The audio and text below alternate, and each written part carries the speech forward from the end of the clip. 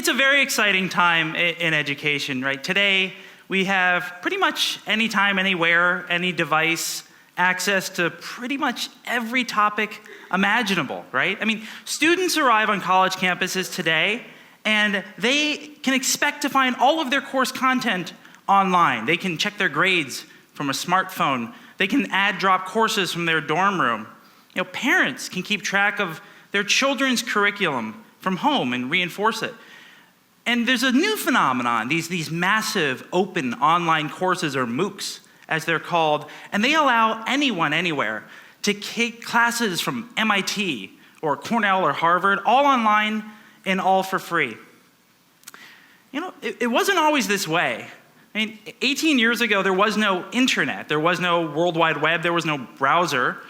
I was a sophomore in 1994 at Cornell University, and Cornell was fairly progressive. I mean, they had taken the time back then to wire all the dorm rooms and the libraries, and I'm assuming they intended for us to use that for a little bit more than just playing video games. But they had wired it up, and we were expected to do things with it. And I remember very vividly, I was sitting in a classroom auditorium, not at all unlike this, and at the front was Dr. Cindy Van Ness, and she was ping-ponging back and forth between twin overhead projectors. And I don't know how many in the audience today remember those overhead projectors with the wheel of transparency on them. And she's drawing curves and stats and diagrams, and I am totally lost.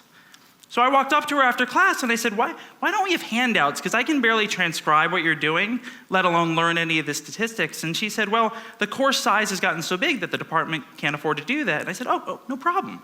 Just give me the course material, give me the handouts, and I'll put them in a place where we can all access them and print them online. And it started off with the course documents, and then we added things like practice tests and group collaboration areas and discussion boards. And by the end of that semester, we had built something pretty cool. Next semester, all of my professors wanted me to build one of these course sites, as we'd call them for them. And then the department, and then the college, and then the university, and pretty soon my housemates joined me. And in 1998, we merged with another company to form Blackboard. The thing to remember, though, is we saw this as so much more than an opportunity to just take course content and move it online. What we saw was that technology impacting education would really make way for something much bigger, change the way of teaching and learning. And as we heard earlier today, teaching and learning had remained fundamentally unchanged for hundreds and hundreds of years. I mean, back in 3000 BC, you still had a teacher in the front and students in the audience. And whether they did that with a chalkboard, a whiteboard, an overhead projector, or PowerPoint, the process had remained fundamentally the same. And then Blackboard changed all of it. Now, if education is the fourth largest part of our economic system, what do you think the largest is? I would have thought defense. But it turns out this year, according to the Congressional Budget Office, healthcare is the largest part of our entire US economy. This represents over $1 trillion in government spending alone, and the total spend in healthcare will be over $2.5 trillion. That represents a tremendous challenge as well as an opportunity. You see, through the process of creating Blackboard, we understood that education would be fundamentally different, that the impact of technology in education would make way for a paradigm shift that would affect hundreds of millions of students as it had. And what Blackboard did for education, we must now do today in healthcare. You see, it sounds the same to me. Doctors are asking for digitization, right? They're asking for electronic health records, and they're asking for e-prescription. All they're asking for, though, is the digital version of what they were used to in the analog world. They're missing a bigger opportunity. You know, it's said that when Henry Ford went around and he asked people what it is they wanted, they said, "Can you build me a faster horse?"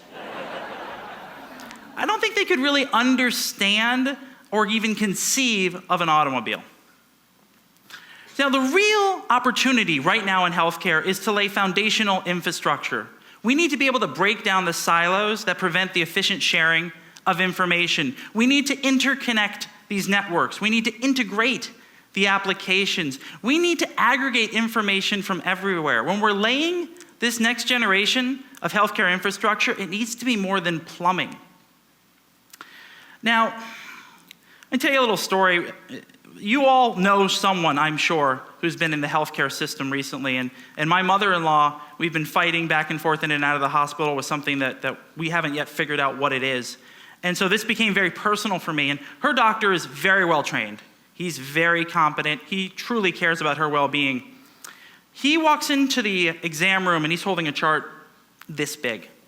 And we know that despite his best intentions, he's had time to maybe flip through a few pages, maybe skim the last chart. And what we really want him to do, what he would even want to do if he had the time, would be to scour all the medical journals online or present this challenging case to a group of fellow physicians at grand rounds, or even just call up a colleague at an academic medical center, or just curbside a doctor on the way into practice and discuss this case.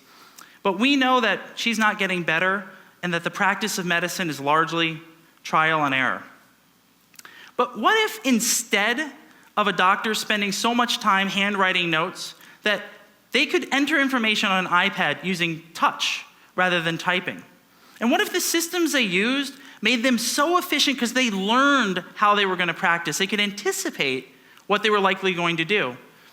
If you lined up 100 physicians and you say, how would you treat a disease?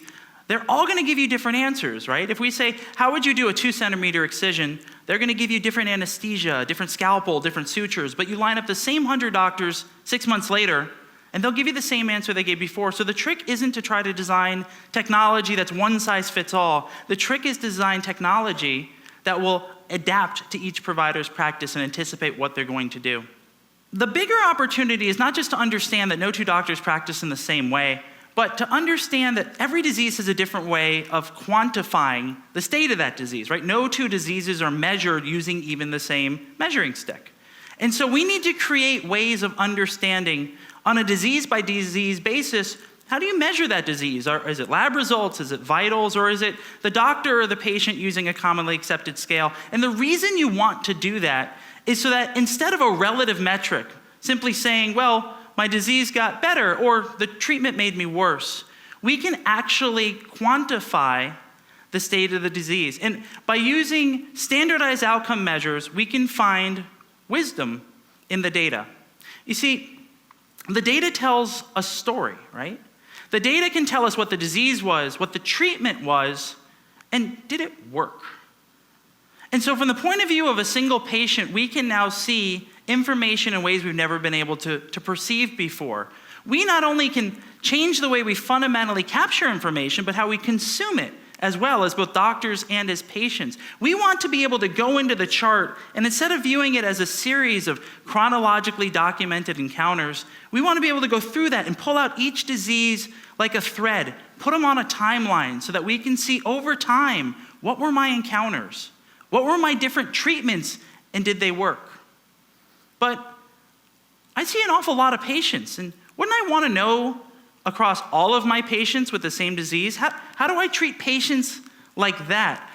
What are the different things for patients like, let's say, my mother, who's a female, Caucasian, 55 to 65-year-old, comorbidities of diabetes and hypertension? How do I treat patients like that? And what are the outcomes? And then I practice with other providers. How do they treat patients like this patient? And how are they doing? What are their outcomes? And each and every day, hundreds of thousands of patients are being seen by their doctors. If we had a cloud-based way to use commonly accepted scales and can aggregate data together, we would end up with millions of patient encounters where the data tells a story. Now, I can do things like visualize data over time, also across a number of different axes, right? I want to be able to see what works and what doesn't for patients like this, not just different treatment options or popularity, but efficiency and efficacy of that data, or that effectiveness of data versus cost of that data. It's interesting, the FDA regulates today what's safe and effective, but safety is around understanding the side effects and telling them to you, and efficacy is around basically clinical trials versus placebo. And isn't what we really want the comparative effectiveness of different real-world treatments for patients like the one I'm treating? By de-identifying and aggregating data together, we can find wisdom in the crowd. Now, beyond the point of pulling data together, there are going to be some concerns, right? So this isn't without people going up and saying, hey, Dan, this sounds awfully dangerous. Patients are concerned about their privacy. Well, I keep using the word de-identified. What does that mean? Well, that means we only need to understand the treatment and the disease and what the outcome was. No personal information needs to be pulled together into this network for it to work. Doctors are concerned about their efficiency, right? Is this going to slow me down? And the answer is absolutely not. The systems can adapt and can learn. I mean, Netflix understands better than I do what movie I'm going to like. We can certainly build medical systems that can learn for a doctor the way they're going to practice. And finally, we're all here today talking about the human experience, right? Nobody wants to walk into an exam room and have a doctor with his or her back to you typing at a keyboard. Like that is the wrong experience. A laptop or a desktop is not the right form factor, but tablets change all that. Not only do they not get in the way, but they invite the patient into their treatment. They can be used to educate the patient on the course of treatment and bring people more up to speed. So in general, people are worried about this. I get a lot of concern, a lot of pushback, but I'm excited. You see, all of our healthcare experiences are about to get a whole lot better. And here's why. Education was one thing. Healthcare is a bigger opportunity. Technology, when used appropriately, has the power to transform even the most basic of human experiences, like education and what we did with Blackboard. You see, there's a moment at the point of digitization when we are transitioning from an analog to the digital world that we have a once-in-a-generation opportunity to completely reimagine what is possible. So we need to seize this opportunity. We're obligated to seize it and lay a foundation that we can create frameworks on top of for the next generation of healthcare. For the practice of medicine to be modernized, we need to fundamentally change how we capture and create, how we consume and utilize information. Patients should be able to access their medical information really anytime and anywhere without having to re-enter it at each and every practice. Providers should have tools that make them more efficient and improve the human patient experience. And we need to harness the collective wisdom of hundreds of thousands of patient encounters so that the next time we get sick, instead of trial and error, we receive evidence-based, personalized treatment. We need to give our doctors and the patients options that are based on data transformed into wisdom. Now, the challenges we face as a healthcare industry are unprecedented. We must seize this once-in-a-generation opportunity to not just digitize healthcare, but to truly modernize medicine. Thank you.